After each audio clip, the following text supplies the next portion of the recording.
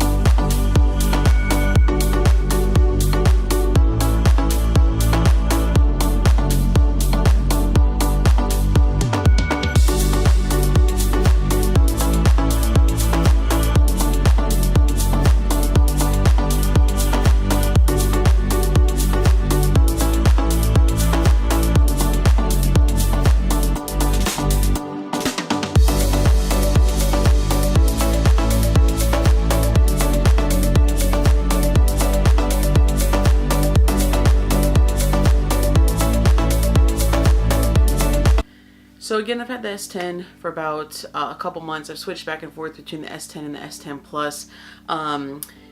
This Samsung series has really shocked me. So in March they came out with the S10e, the S10, and the S10 Plus. And I am so glad they came out with 3 phones. The S10e is rivaling with the 10R, we won't talk about that. But they made the S10 bigger at 6.1 inches instead of the 5.5 that was on the S9 last year. And then you have the 6.4 inch gigantic S10 Plus. But the difference this year is that the S10 and the S10 Plus are the same model. They just have, the S10 just has a little bit of a smaller battery, and then it doesn't have that extra depth sensor in the front. But last year on the S9 you had a single camera lens on the back instead of 2 that was on the S9 Plus. Then you had 4 gigabytes of RAM instead of 6 gigabytes of RAM. So you were really getting the better phone with the plus size, but now you can get the size that you want without sacrificing performance. And I think that is awesome because the S10 is the perfect size. It's 6.1 inches. It's the perfect size phone. The S10 Plus is gigantic. It's a big phone. With the footprint that's on the S10, it's super thin, the footprint's small, but you still get a huge screen. So let's just run off the specs really quick. We have a Snapdragon 855 processor, we have 8 gigabytes of RAM, we have a headphone jack, we have USB-C fast charging, we have 15-watt wireless charging, which is the first in the US. That's extremely fast. You have a 1440p OLED panel, which Samsung makes the best panels in the market. So this held up very well. I'm super shocked. It gets super bright. You have the hole punch display. You have the hole punch display, which is absolutely gorgeous.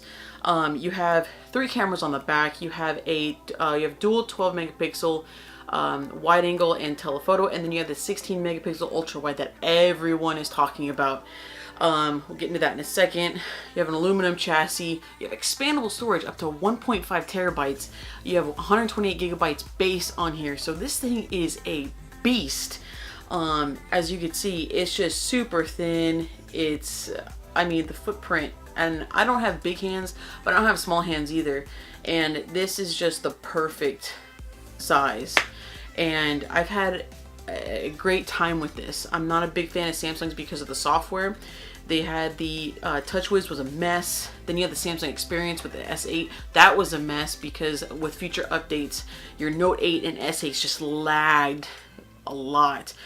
They've cleaned it up a lot with the One UI. The settings menu, there's not really that much going on. As you can see, there's a dark mode, which I really love and enjoy. They've cleaned it up, but the gestures, I'm not really a fan of the gestures. If you swipe middle, you go home. If you swipe over here, you get your oh, I don't have any apps open right now. Oh, if you swipe on that side, you get your multitasking. It's okay. I miss swipe all the time. I think the iPhone gestures are the best. Next, I like the stock Android 9 gestures, because the home button doubles as the, I'm sorry, the gesture swipe button doubles down as the home button, which is great.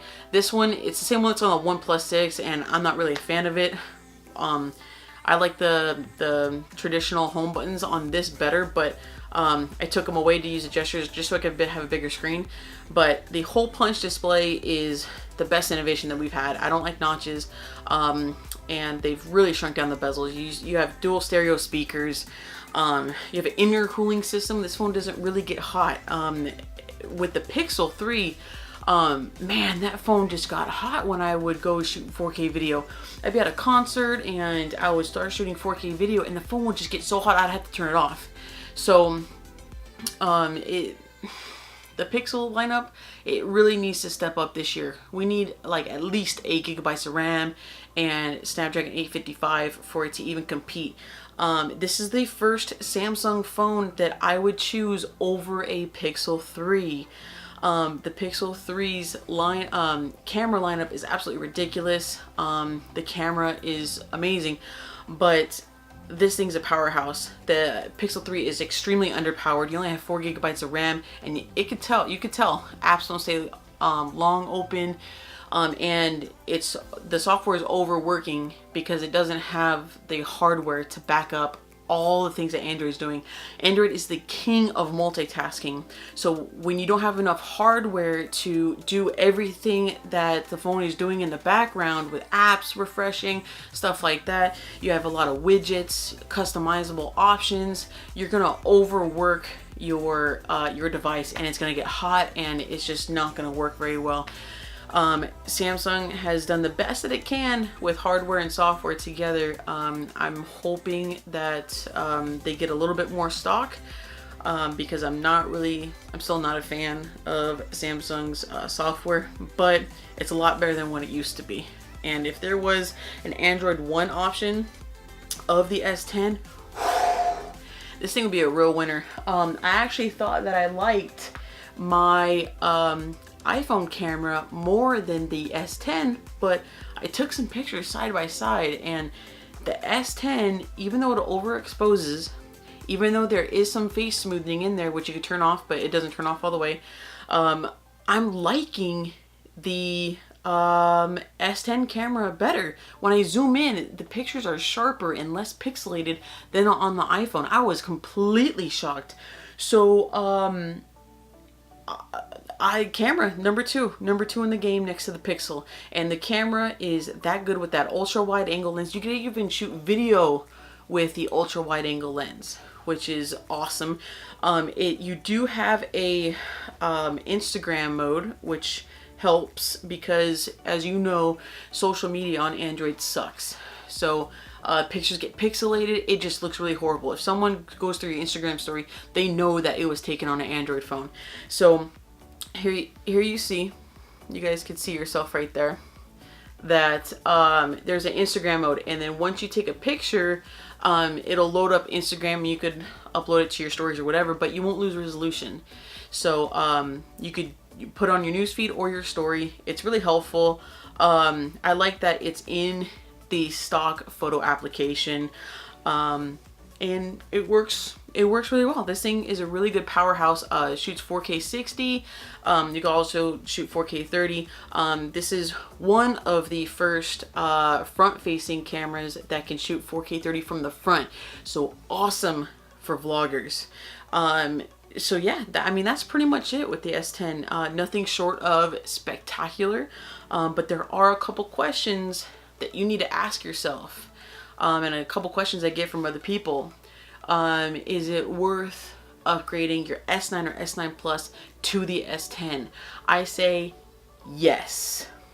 So the reason why I say yes is because you have a couple things. You have you have a fingerprint scanner on the front, which is your first gen ultrasonic fingerprint scanner. With the update that just happened, it is absolutely smooth. Let me show you guys here real quick. Let me see if I can do it from right here. From over here.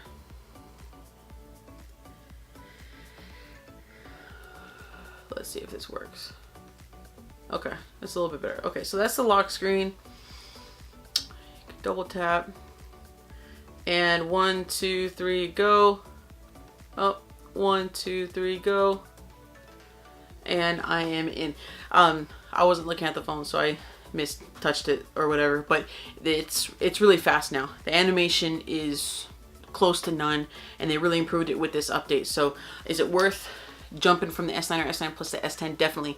New display, fingerprint scanner on the front. You get an extra ultra wide 16 megapixel camera on the back, which you will use. And then you have 4K video on the front, excellent vlogging. It feels really, really good in the hands. 15-watt wireless charging. It's great. It's an absolutely amazing phone. You can remap the Bixby button. It's just a beautiful device. So I definitely say that it's worth the upgrade.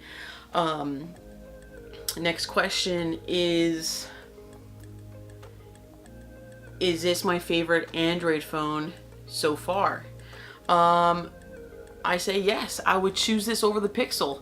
No, the Nokia 9 is right up there because of that crazy 5-lens system, but this is right up there. I say this takes the cake. This is the king right now. The Pixel 3 has a great camera on the back, but that's all it's good for. I love the stock Android experience, but it's so underpowered.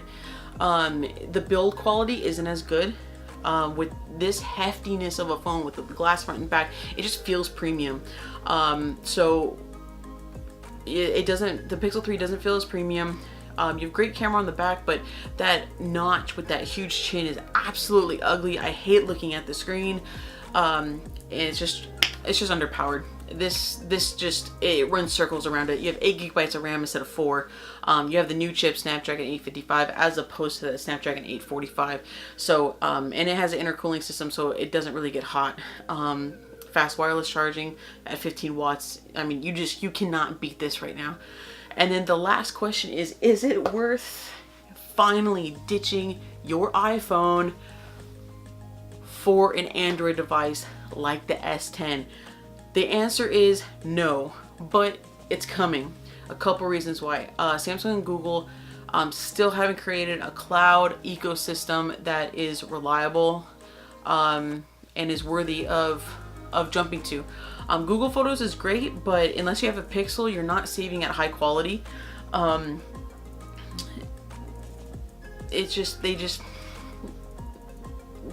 time I back up and restore, nothing's the same. My wallpaper stays the same when I back up and restore when I go to a new device, but nothing else. Nothing keeps me logged in. Samsung Pass is hit or miss. I do like Samsung Pay, but yeah, there's nothing that can compete with Apple's ecosystem. You have iCloud, you have AirDrop, you have iMessage. Those things really do matter, and it's not yet time. Once they have an ecosystem, if Samsung had their own cloud that was reliable for photos and messages and stuff like that, had their own AirDrop system, which they could totally do, and RCS isn't out yet carrier wide.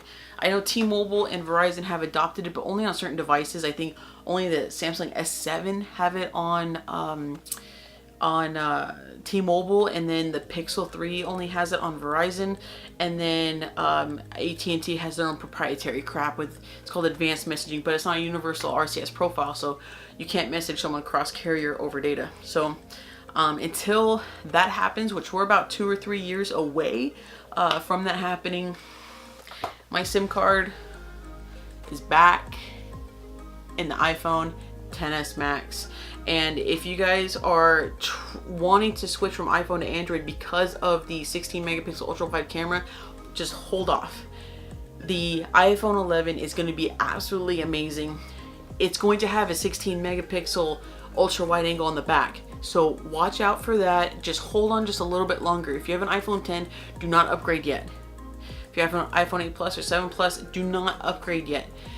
The iPhone 11 is going to be great, but for right now, my SIM card's in the iPhone XS Max.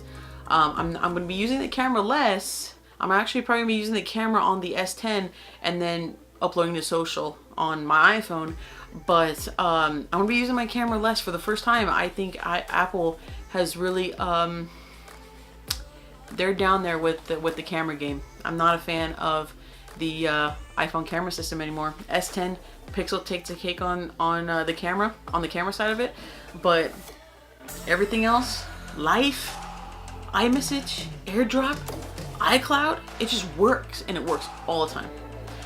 That's all the time I have for you guys, but thank you so much for watching. Drop a comment, drop a like. I'll see you guys next time.